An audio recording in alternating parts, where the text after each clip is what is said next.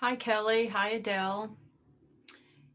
Thank you guys for getting here on time. I had about 20 people sign up, so if you don't mind, I want to give them just a few more minutes to get signed up. I hope nobody had trouble with the links that I sent out. I'm beginning to wonder, and I was so happy to see that you made it in.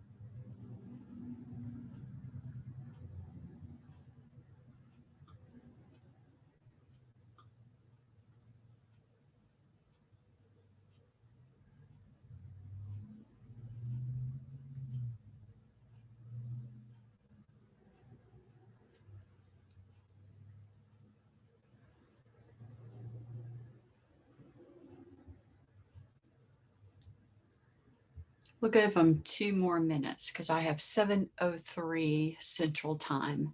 So we'll give them 2 more minutes.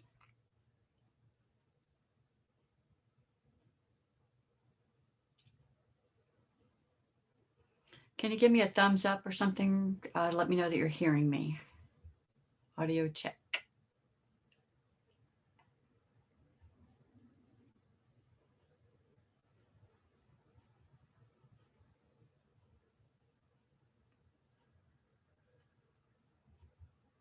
Thanks, Kelly.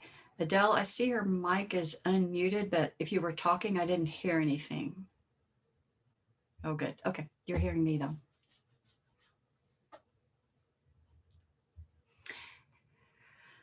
All right. So far, no technical glitches.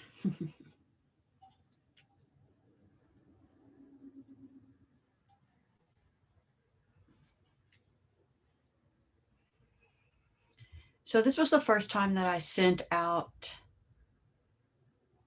Oh, okay, Adele. Thanks. Um, the multiple reminders. And so I don't know if that was helpful or if it was hurtful or if there was just too many messages coming from me. So if you have any thoughts about that, feel free to share. If you're like me, you sign up and you intend to attend, and then life happens and you forget. And like the other day, I was getting my hair cut and I got this reminder that I had signed up for this webinar that started in like 30 minutes. And so it was kind of a rush to get back home. Okay, good. Kelly appreciates the reminder.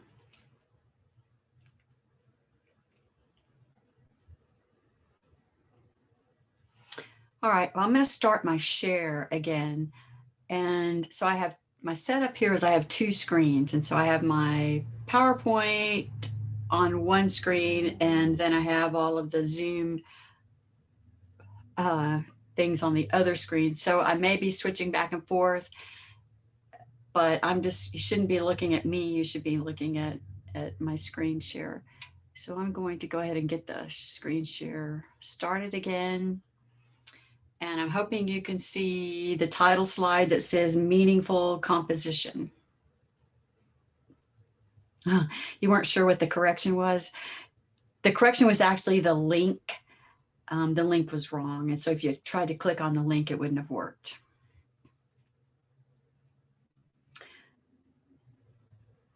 So are you seeing the title slide? Yes, yes, yes. Okay. So this is meaningful composition, and I'm going to start by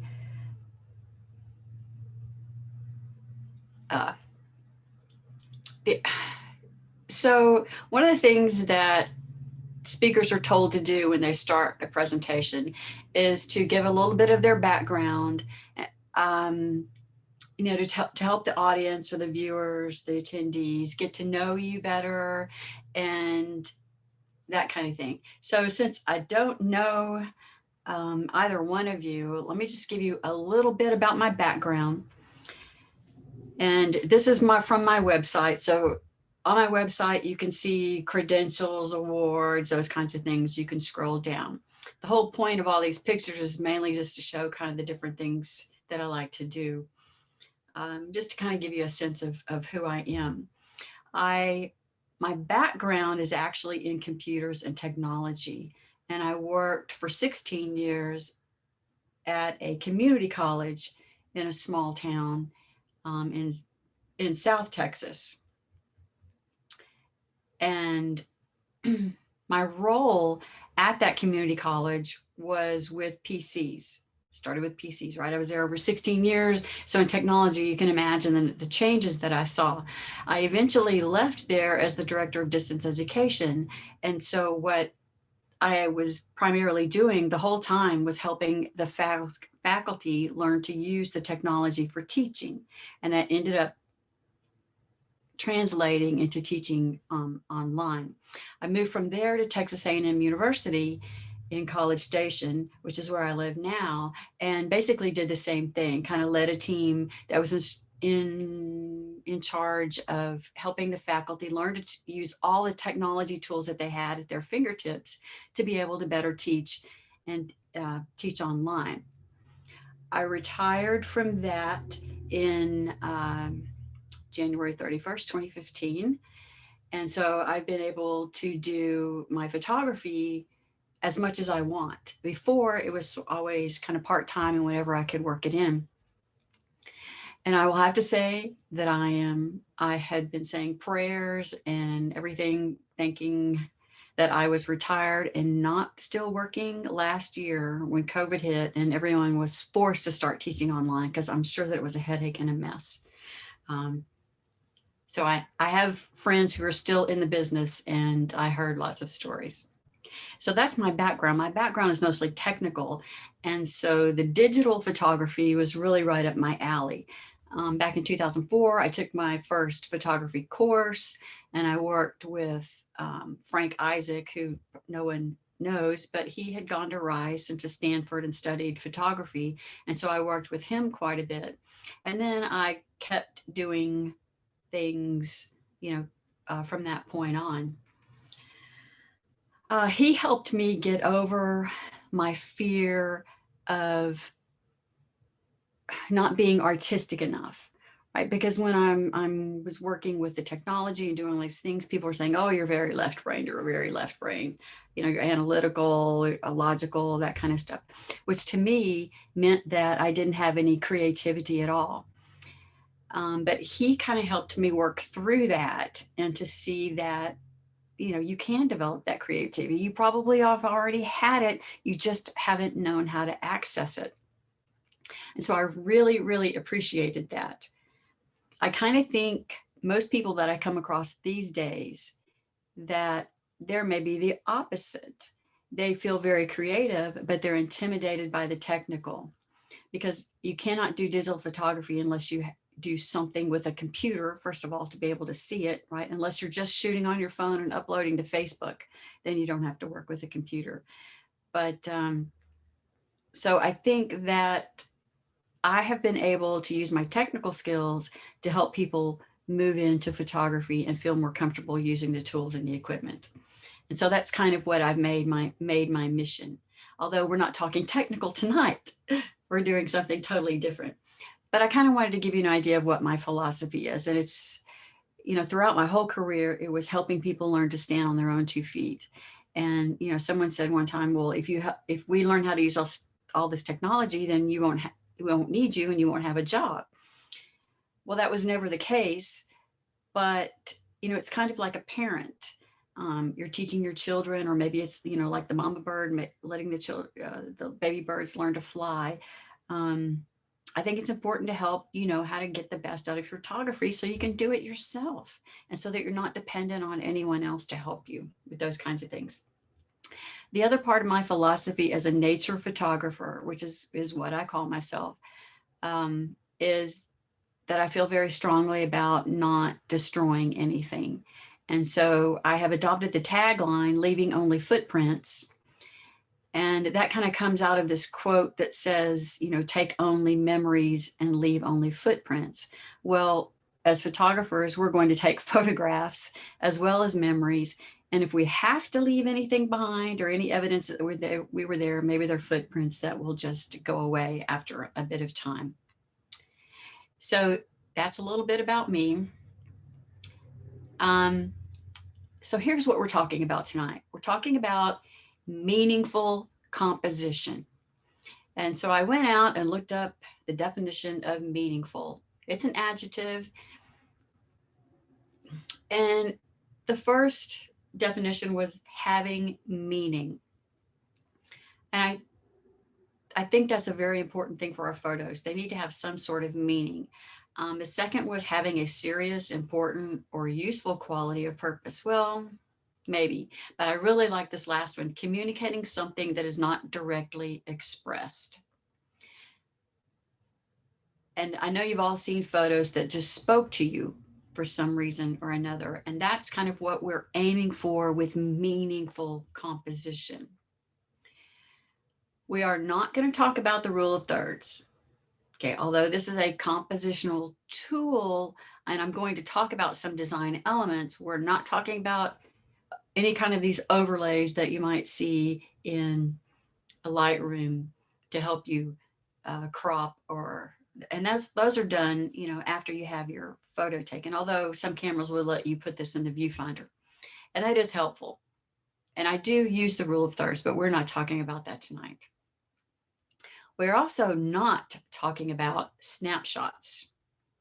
Okay, those, to me, the snapshots are the things that you're thinking, oh, okay, I have to get this picture because I want to preserve this memory. For me, it's usually family events, right? Oh, I have to get pictures at this birthday party, at Christmas, so that we have this down and we don't forget what happened. We're not talking about documentation photos. So as a nature photographer, a lot of what I do is document that I've seen a certain flower or a certain bird, and then I upload them to iNaturalist. Well, those don't necessarily have to have any unspoken meaning.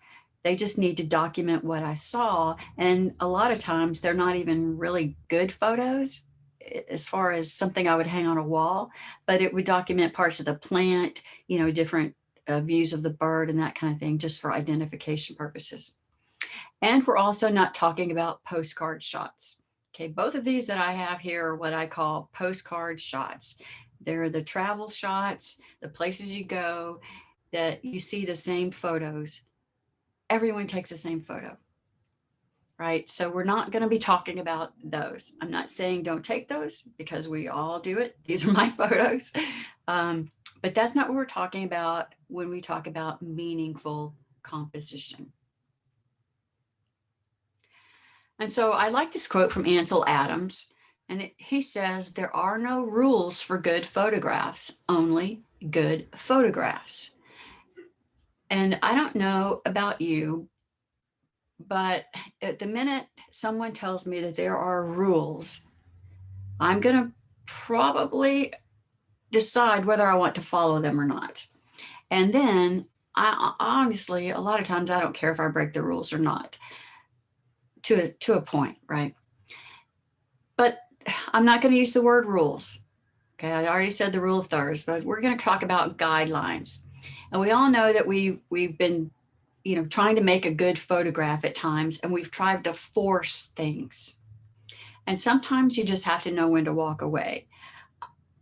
I was so proud of this photo that I took up in South Dakota.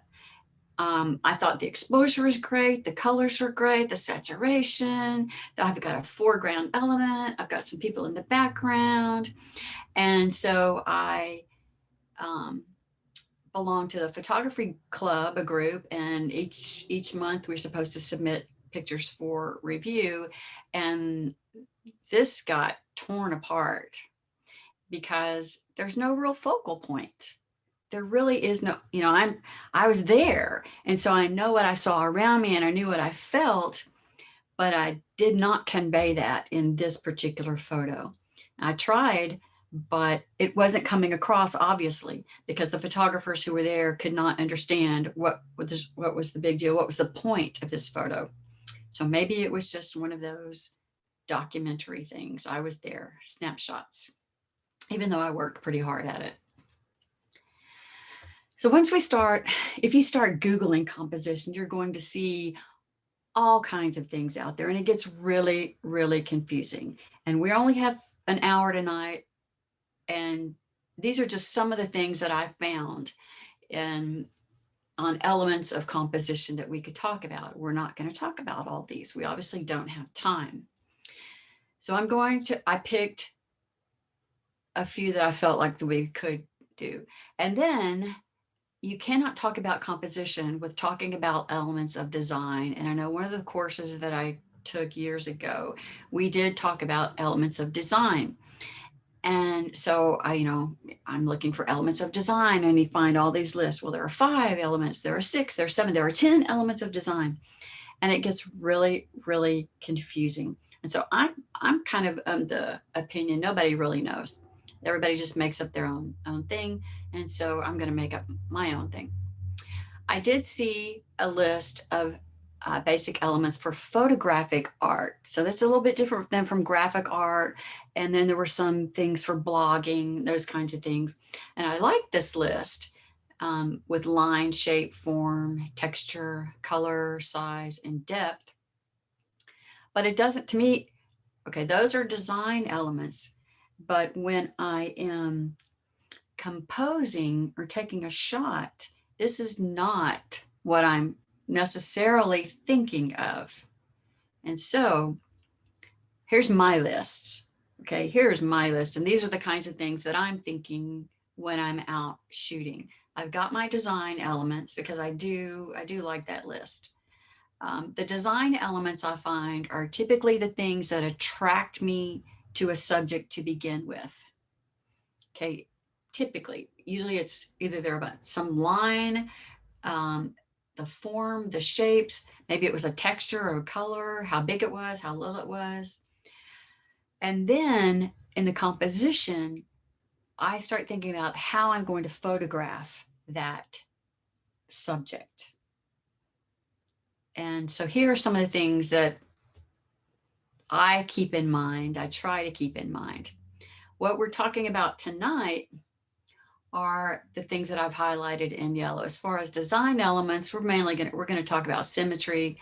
In composition, we're going to talk about depth of field, the use of negative space, balance, which is related to symmetry, kind of. We're going to talk about visual tension, repeating patterns, and something called a defining or a decisive moment. So we're going to try to get through all that in the next few minutes. So let's jump right in, okay? With balance. And balance, if I gave you an assignment and said, take a picture of something that conveys balance. I've had people give me, a picture of a teeter-totter, a seesaw kind of thing. Yeah, that's definitely balance. Balance really refers to whether the photo is equally weighted on both sides. I mean, that's the simple explanation. And so for this burrowing owl, I really like to do bird portraits. Well, this isn't necessarily the portrait shot. If it was, I would have cropped it a little bit, but I wanted to convey a little bit more. And because the bird is, heavier on this left side, I needed to leave some room on the right side to balance it out. Okay, and you know when something is not in balance. I mean, you can feel it when you look at the picture. So you need to consciously think about whether your composition, the way you're laying things out, are in balance. This photo is kind of the same thing. I've really blown out the highlights and kind of overexposed it, but this laughing gull, I've got a lot of negative space around the bird. Negative meaning there's nothing there, but it does carry some weight. So, but you need to have more of it so that it carries an equal weight to the bird. And this you can do in post-processing, right? You can adjust this a little bit in post-processing.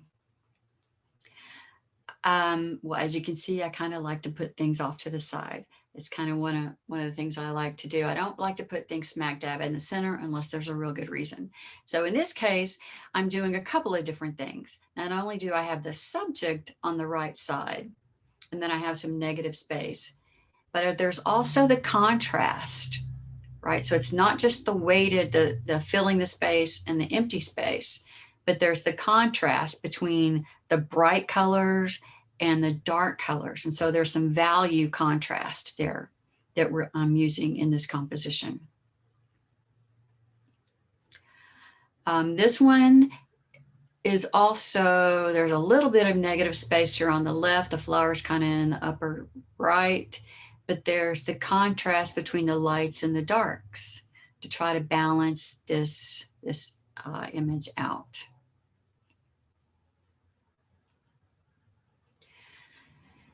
So related to balance is symmetry, but symmetry means symmetrical. It means there's usually a dividing line. It's either a vertical dividing line or a horizontal dividing line. And so you just automatically have balance because both sides are identical. It's really easy with reflections to get this. And this little guy couldn't figure out what I was doing. But symmetry in nature, at least for me, almost always means flowers. And in this case, because it's symmetrical, one side is the same as the other, I will center a flower. And I will sometimes do a one-to-one crop, a square crop, because it makes sense in that respect, because you can just draw a line straight down the middle. Now this line that I might draw to divide it in half would be kind of diagonally, but you get the idea. You're going to see symmetry a lot in nature. Now this is almost symmetrical. There are three groups of flowers, and I could divide it in half, draw a line straight down the middle, and it would be pretty much equally weighted. So there's, one on each side. The other thing about this is that there's more than three, but basically when you look at it, you see three groups of flowers. And for some reason, our brains really like odd numbers. So if you've got a group of things, and if you can get an odd number, we just find that more comforting. If it's an even number, it kind of adds a little stress because our eyes are not quite sure where to land. Although we can't always control how many subjects are in there, as you'll see in a little bit. So another element is repetition or patterns. And so if it's the same shape repeated over and over and over and over and over, we like that. We like those kinds of pictures. It's pretty easy in a group of flowers to find this repetition. And again, the repetition, a pattern not necessarily a pattern because they're not equally spaced, but it's the same shape repeated over and over and over. And if you have an instance where you don't have like a horizon line and you're cropping, make sure you've cropped equally kind of on both sides. So if you cut one whole item off on one side, cut the whole item off on the other side. Again, repeating, repetition, it's the same shape over and over and over. Our brains really like that and find that kind of comforting. And again, you can find these, once you start looking for these, you'll be amazed at how many repeating elements and patterns you find. In architecture, there's a lot of them. And so once you get the idea of patterns, then you can look for something that breaks the pattern. And remember I said something about odd numbers? Well, there were only 3 gulls on here when I started taking the picture, and then one landed and wouldn't leave. So I was kind of stuck with the 4. But there's one that's different. So it's kind of like, which one of these is not like the other? And that immediately adds an area of interest to your picture. And that's the focal point, right? It's the one that's different. So you have all these things that are the same, and then you have one thing that's different. This field of poppies, they're pretty randomly scattered, except for this one little area in the lower right corner where they seem to be going in a circle. And so that becomes kind of the focal point or the center of interest. So depth of field is another compositional tool, and it helps you isolate the subject. So once you decide what your subject is, one way to make sure that your viewer knows what the subject is through depth of field. So this is the Texas state flower, for those of you who are not from Texas, the blue bonnets, and every once in a while you get one that is a different color. And so this was what I wanted to highlight on. And so you can see that the flowers in front of it and behind it are out of focus, and that's through depth of field. Again, yeah, I spent a lot of time out here on these fence posts and these birds because I really wanted to get a shot. There were several birds out there. So through depth of field, I focused on this one tern, and that's my subject.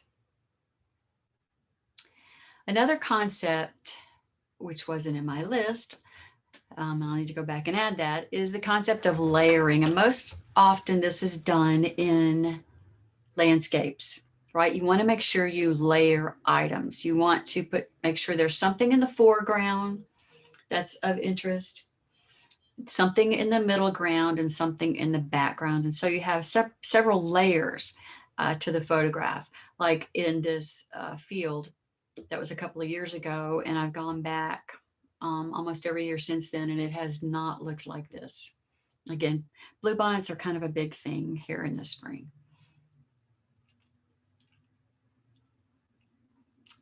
This was in Virginia. This is one of the only beach sunrise pictures that I have, because where I live, it's hard to get the sunrise that's parallel to the coast.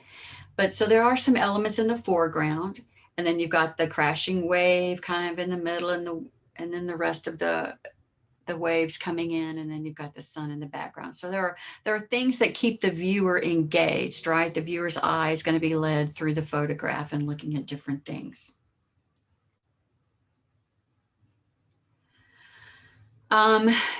This one is a little bit different, but there are layers, right? There's a very strong foreground element, and then the bridge is there in the middle ground.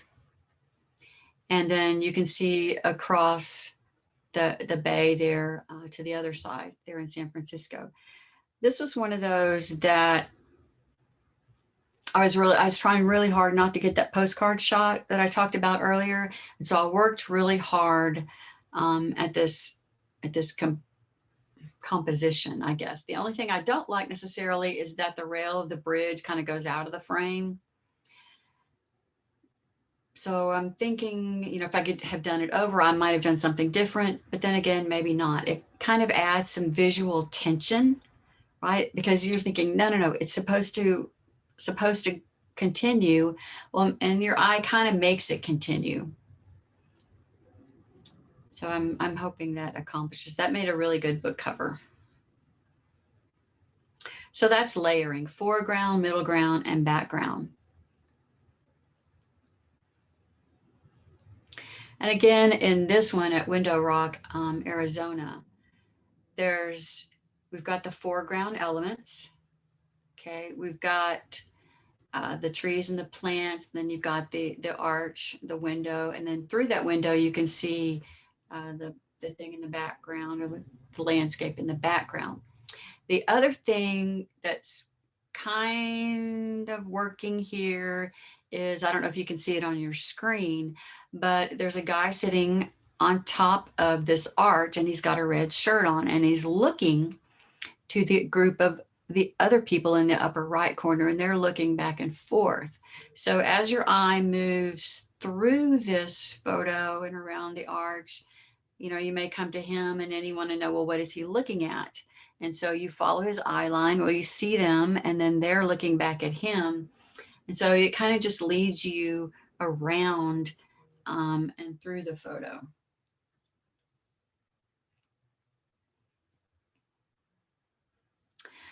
And so there is something called a defining moment or a decisive moment, and especially in nature photography with animals. And it usually means you have to wait, right? Wait for something really, really interesting to happen. Otherwise, it becomes a shot that anyone else could take. And so this was a shot. We were on the boat and we circled this thing around and around and around this buoy, watching these harbor seal. And I think I did. This is part of the pictures that I took. You can see, different things were happening. I zoomed in, I zoomed out. I'm thinking all the time, okay, where's the sun? What's the background going to look like? One of them, there was a boat moving through the background. I was trying to get the mountains and just trying to get a sense of the whole scene.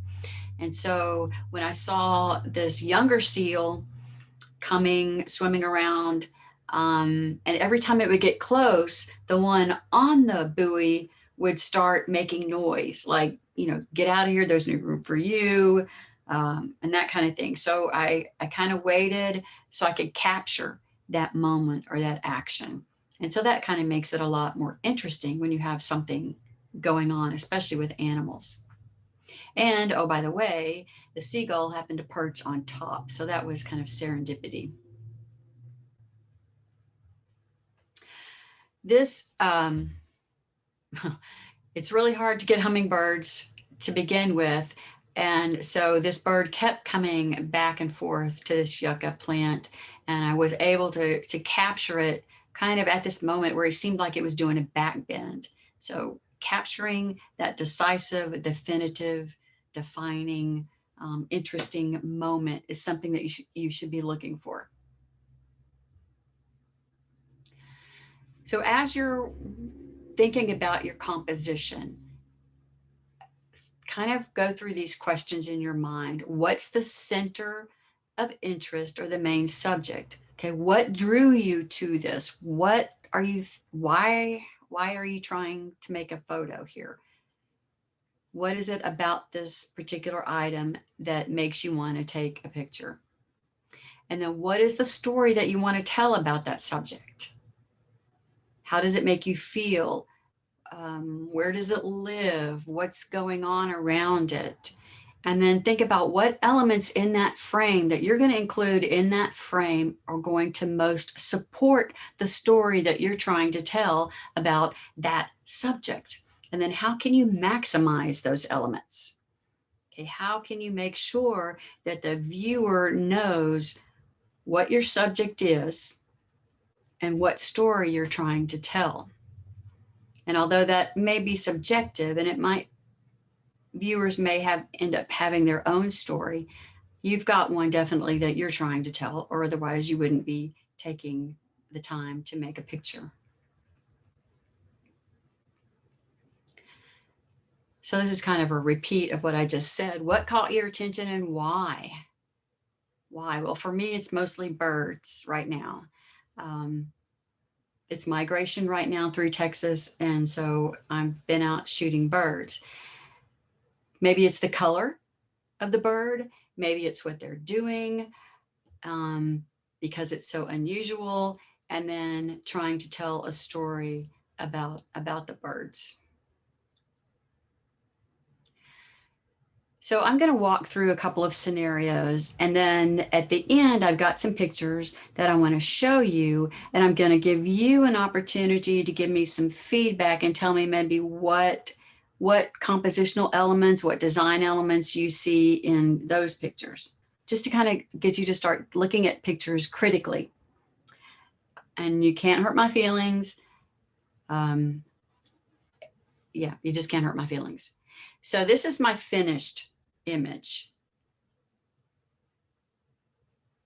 So let me walk you through the whole scenario. So I was sitting in a bird blind, and this caught my eye.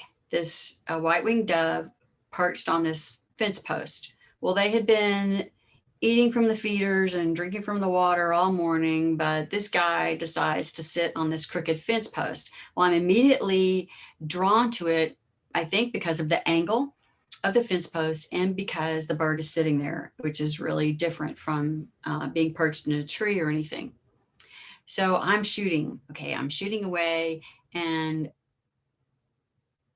in my viewfinder, okay, and in my mind, this is what I'm concentrating on, not necessarily paying attention to what's going on in the background. And so as you can see, there's this big white line right behind the bird's head, and that's a branch in the background, because this was before things started budding out.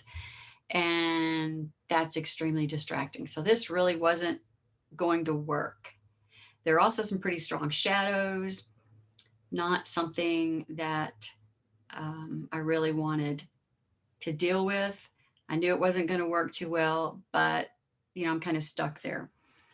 And so I keep waiting and keep waiting and keep thinking, okay, do something different. I need something a little bit different. And finally, the bird turns his head back, and I thought, this is the money shot, right? This is such a better composition than the one before. He's got a better catch light in his eye. You see that little highlight in the eye? If you've got live animals that you're shooting, you need that catch light. Otherwise, they look dead.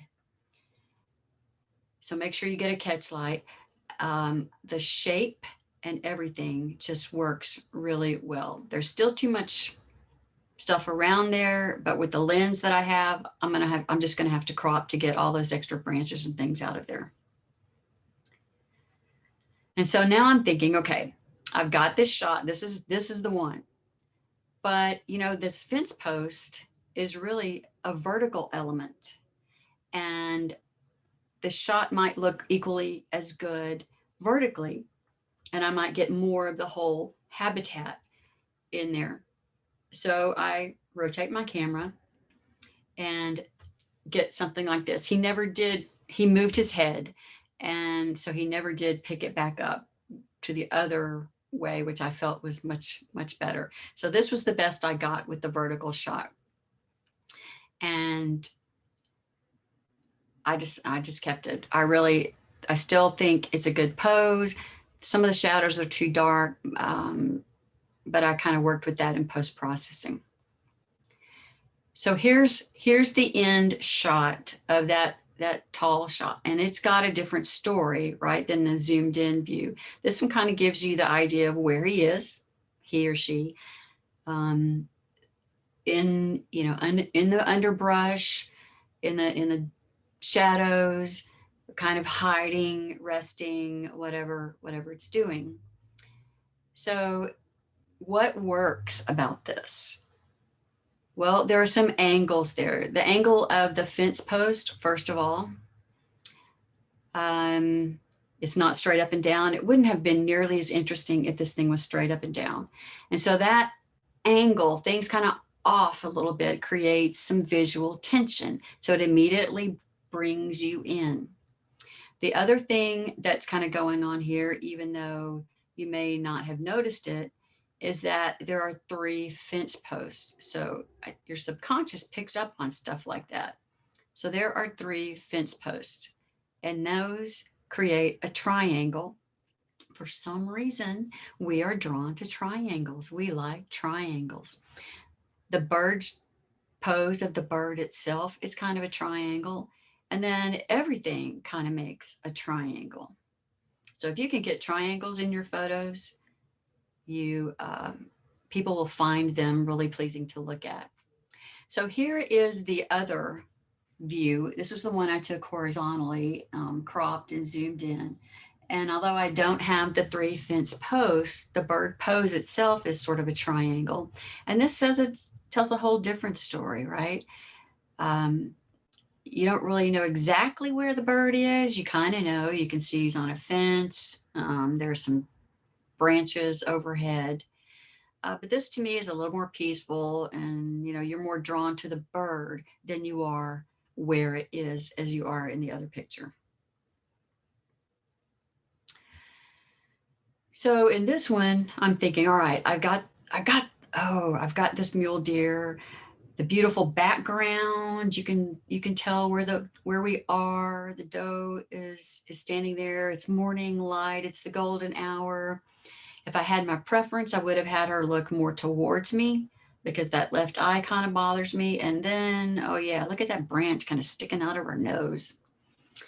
I could get rid of those get in Photoshop, but still, whereas my son-in-law might like this because he's a big hunter, and it might do okay for an outdoor magazine or something, but it's not something that I'm going to really try to hang on my wall or even make a greeting card or anything like that out of. So I'm watching them as they move across this field, and eventually she turns, puts her better side toward me and then turns. And I decide I like this shot better. This is the one that I really like, even though it's a butt shot. It's kind of an interesting little pattern there. But the backlight, you can see the veins in the ears, and you can see the whiskers, okay, because of the backlighting. I also have a really good catch light in her eye, and she's looking into the frame. Okay, so there's some negative space here on the left. She's on the right. The negative space is on the left. She's looking into the frame. It creates visual tension if the animal or the person is looking out of the frame, because your eye kind of wants to follow their line of vision to figure out what it is they're looking at. So this is kind of what I've been doing with my animals lately, is the exaggerated landscape versions. Oh, sorry, I kind of jumped the gun. But yeah, so this is why I decided on this particular crop. Almost all of my pictures go through some sort of crop. Okay, so now we're going to start going through here, and I kind of want you to think about, this one might be kind of hard, but if you think about the list that we saw earlier with all the elements of design, the line, color, texture, contrast, shape, form, those kinds of things, and think about why this picture works. It won first place in the Texas Master Naturalist Convention. And I don't know if it was landscape or something, but it got it first place. And I remember when I brought it into the computer, and I just kind of went, wow. It's in East Texas, between Texas and Louisiana, there's a state park and a Caddo Lake. It's the only natural lake in Texas. All the rest of them are man-made, but it's swampy. It's really swampy, and there are alligators there and all these cypress trees. And so we were in kayaks, and my goal was to take a picture that communicated the eerie, dreary feeling of the swamp. I'm not sure that's what this does. I think it kind of shows a little bit of the eerie beauty. Now, there is some balance Okay, I could draw a line straight down the middle, right? But it's not symmetrical. There's a little bit of balance there. There's some reflections, but it's not symmetrical. So the things that I think are working here are the contrast between the darks and the lights, and then the texture. There's a lot of texture here. Even in the what appears to be the reflection, you can see the texture. So we've got the lily pads, the trees, and the moss, you know, kind of hanging down. Anyone have any other ideas about what compositional elements you see in this one?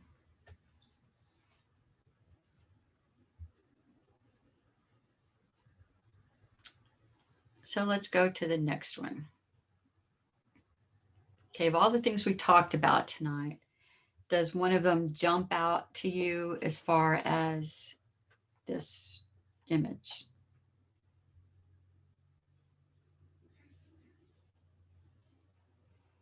I had no idea that the bison would eat the prickly pear cactus, but they strip the little spines off of it and eat it.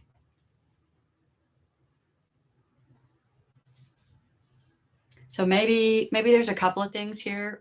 You know, if you draw a line around the bison, it's a triangle, right? But it's a defining, to me, it's a defining moment, a decisive moment. I waited and waited and waited it because he kept tossing those pads up into his mouth.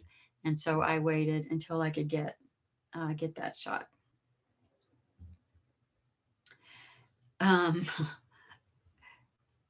So nature photography is not always pretty. So what are we thinking?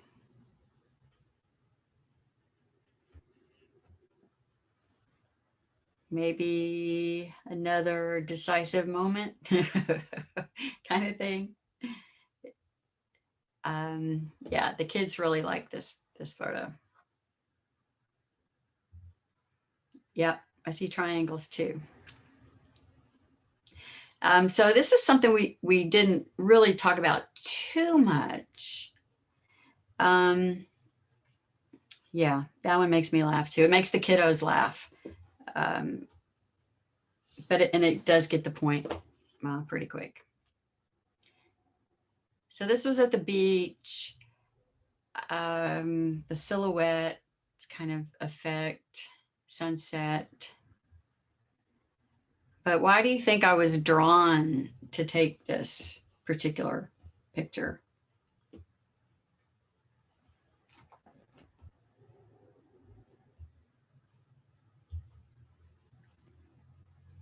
And although, you know, I do see some repeating elements, I don't know that that's what you first see when you look at this picture. It's primarily color, right? That's kind of what you see. The color is what makes the photo. And if you think about a color wheel, the colors that are shown here, they're not necessarily complementary, but they're kind of analogous. So they kind of all end up on the same side of the color wheel. So if you're going to be using color, you can kind of think about that color wheel as you work in your composition.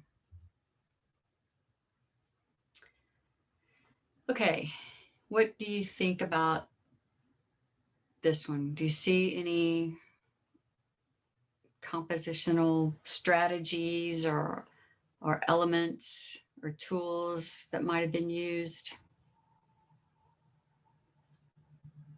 There's no wrong answer, really. I mean, there's really not a wrong answer.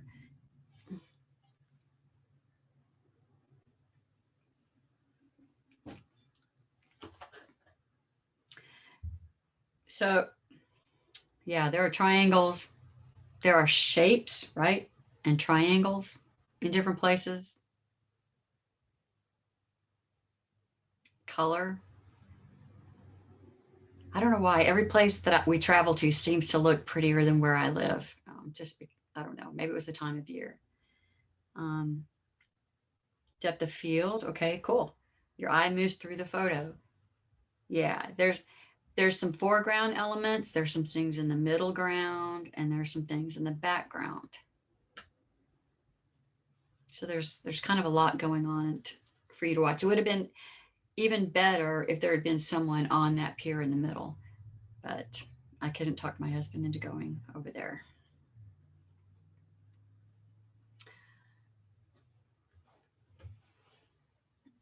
And these are black Hawaiian sheep with fallow deer in the background. And they were all moving. I don't know where they were going.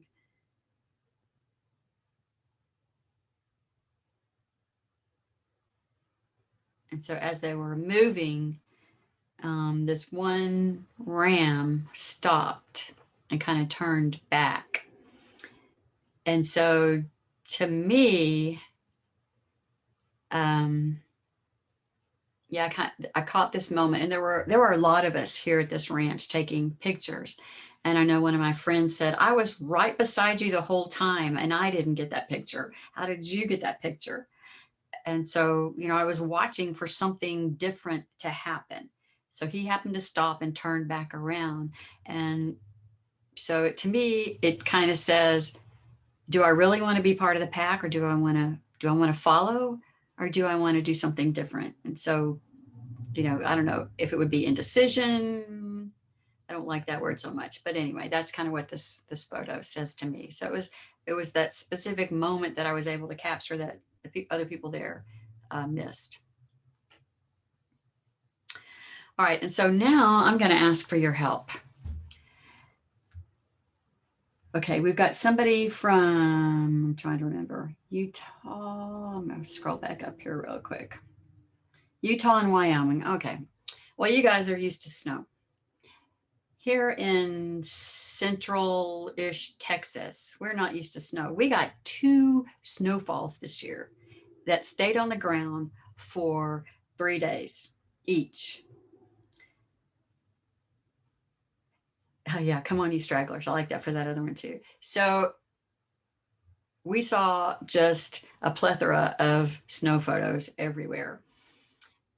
Luckily, I had clothes that I could wear, but normally we don't have really good, yeah, we don't have really good clothes.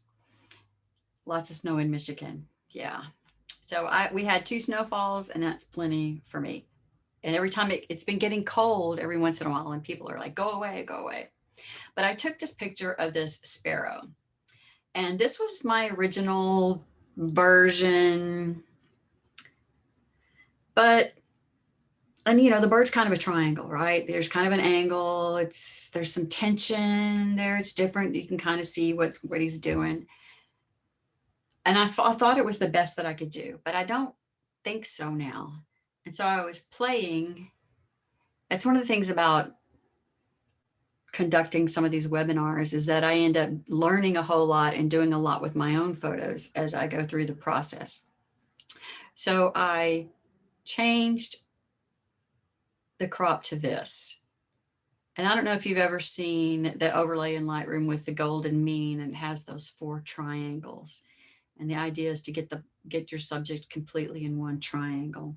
And so I am trying to decide if I like this better, or if I like the first one better. Now this one, I've also boosted the highlights a little bit, which on the screen don't really look all that great. So I don't know. I'm kind of going back. The second one has more texture. Yeah, it does. It does. And I guess it says the same thing. The first one to me kind of felt like lonesome, lonely, isolation. I don't know, thoughtfulness. I'm not sure that that's what this one says. Yeah, it is kind of white. So I probably need to tone that down a little bit. Anyway, okay. So why, thank you. Thank you for the feedback. Everybody needs feedback. So why is meaningful composition important? So because regardless of the subject matter. Even if you can have the best subject in the world, composition can make or break the image. Kind of like we saw with the bird, right? Even though it's probably not the best example. But if you don't have the right composition, you're not going to get a good image. Even something as simple as removing or moving, taking a few steps over so that you get the busy background out of the way can help make the image. So I'm hoping that you've picked up enough little seeds that you can keep these in the back of your mind, and as you're working a photo, kind of remember one or two at a time. There's no way to remember everything, but I think the more you practice, things will come up and you'll go, oh, this is the perfect opportunity for this. This is an opportunity for this. So I do have a couple of workshops coming up. Introduction to Lightroom Classic. I don't know if you're an Adobe user or Lightroom, but I use it extensively. And so this is an introduction to kind of walk you through the workflow. And that's getting the pictures from your camera to the computer, organizing them, and doing some basic editing skills. And then just an overall intro to digital photography, because as I said, I feel like my mission is to help people get over their fear of the technology and learn to use their tools better. And so we'll talk into the photography basics, but we're also going to get into different things about digital cameras as well. And lastly, if you would like to connect with me, stay in contact, you're on my mailing list now. You can unsubscribe anytime you want, but you'll get updates periodically. But you can email me. There's my website. I am on Facebook. And if you're looking for me, make sure you add the word photography there, because the other is my personal Facebook account. And I've become much more judicious about who I friend, because what I post there, friends of friends can see, and I do some family stuff there. So with all the stuff that's been going on with social media, we sort of pulled back from that, and I'm not as active there. But my Facebook photography page is pretty active. And then I'm also on Instagram, and I post a lot of images there. So that is the last of my slides. Let me stop my share. And do you have any questions? There are just a couple of us. If you want to unmute and ask, feel free to do that. Or if you want to just type in the chat. Do you have any questions, comments? So Kelly uses both Photoshop and Lightroom. Yeah. So do you have the, oh, thank you, Adele. Thank you. I try to make it conversational and instructional at the same time. So Kelly, do you have the $10 a month subscription?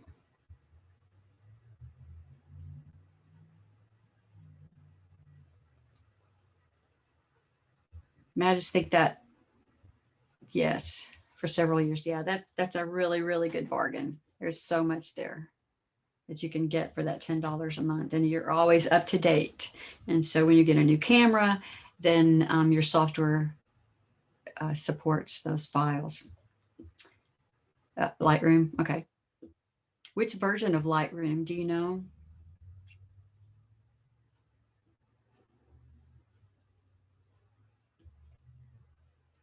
Okay, so it's probably still a standalone version.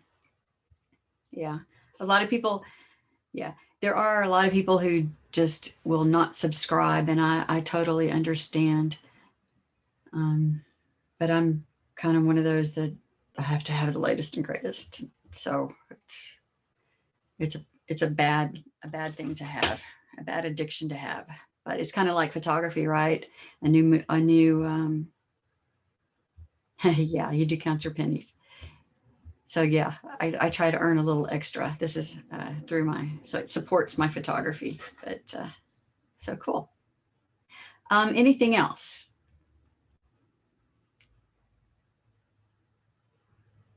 Struggling with any particular one? I think the next time that I do something like this, I'm going to ask for, talk about lenses.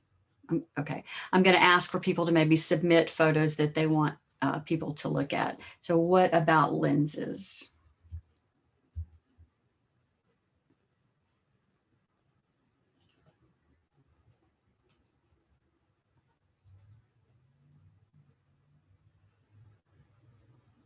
For nature photography.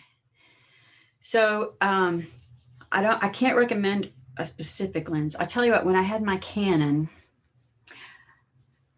I couldn't afford the large telephoto Canon lenses. So I went with Tamron. No, it was a Sigma actually. I had a Tamron, but my long lens was a Sigma. And I was very, very happy with that. It still, I think, cost me at the time close to $1,000. But I know that when I'm shooting anything, I'm never close enough.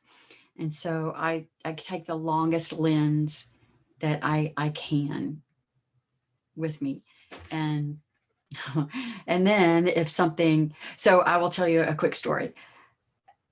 I was down in Galveston on the Texas coast last week because I said the birds are migrating through right now and they come right through there. And so there was this scarlet tanager. And evidently he was extremely tired because he was just sitting on the ground and not moving much. But he didn't seem hurt. He was eating seeds and those kinds of things. But people were able to get up really, really close to take pictures. Well, I had my long lens on. I couldn't get close. So sometimes you miss shots when you have those long lenses. And so I had to kind of back up. But it would have been so cool if I could have used my macro. He might have let me get that close. In fact, when I was leaving, I was standing there trying to get more shots, and he actually hopped up and stood in the shade that I was casting. So it was pretty cool.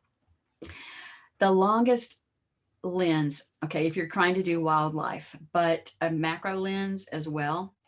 When I'm out doing flowers and those kinds of things, I use my macro lens. So the ones in the middle, if I'm traveling, I'll put like the middle range telephoto lenses or zoom lenses on. But for the most part, as big a lens as I can get, and then my macro. But I had no issues at all. I did have a Tamron and I did have a Sigma. And in fact, when I got rid of my Canon equipment, I gave my son my Tamron. So he's very happy about that. There are Facebook groups out there. There are a lot of Facebook. I don't know if you're on Facebook, but there are a lot of Facebook groups for different camera users.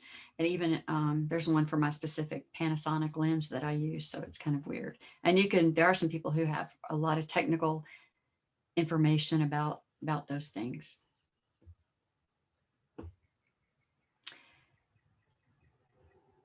A photo club, yeah. Cool. Well then, look my page up on Facebook.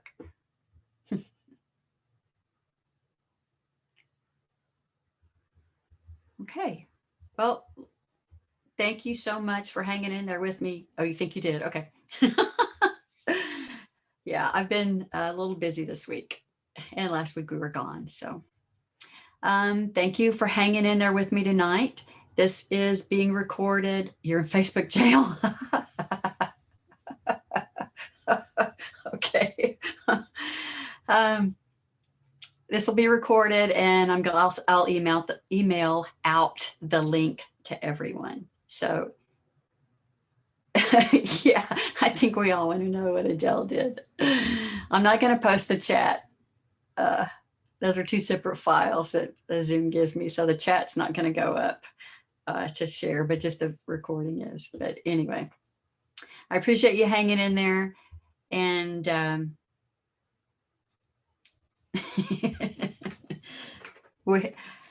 I do have another free webinar. I think probably most everyone, have you have signed up for it already. So you'll be getting reminders about those. And if you have any suggestions for any others, feel free to email me. I try to figure out what people are interested in, but if you have a specific topic that you'd like to see discussed, let's do it. All right. All right. Thank you guys again, and have a good evening. You're welcome.